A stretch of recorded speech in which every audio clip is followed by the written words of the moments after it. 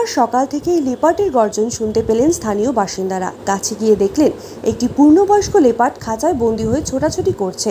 মেটালি ব্লকের বাতাবাড়ি চা বাগানের ঘটনা। লেপার্ড খাঁচা বন্দী হয়েছে খবর ছড়িয়ে পড়তেই স্থানীয় বাসিন্দারা ভিড় জমান। খবর দেওয়া হয় বন দফতরের খুনিয়া স্কোয়াডকে। সেখান থেকেই বনকর্মীরা এসে খাঁচা সমেত লেপার্ডটি নিয়ে যায়।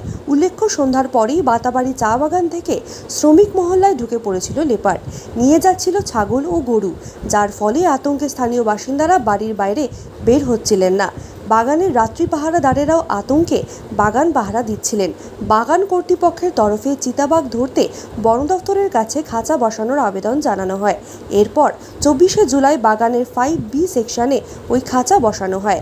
7 দিন পর আজ ওই খাঁচায় খাঁচাবন্দি হলো একটি লেপার্ড। অবশেষে লেপার্ড খাঁচাবন্দি হওয়ায় কিছুটা আতঙ্ক কমল বাগান শ্রমিক সহ স্থানীয়দের। বন দফতর সূত্রে জানা গিয়েছে, খাঁচাবন্দি হওয়া লেপার্ড পূর্ণবয়স্ক এবং গরুমারা জঙ্গলে ছেড়ে দেওয়া হবে। একটা লেপার্ড নিয়ে ধরা পড়ছে, আসলাম, এসে উদ্ধার করে এবং ছেড়ে দিই। আচ্ছা, কি মানে কবে খাঁচা কত পাতা হয়েছিল এখানে? সপ্তাহখানিক আগে। আজকে তো ধরা পড়লো। আচ্ছা, বেশ বড়।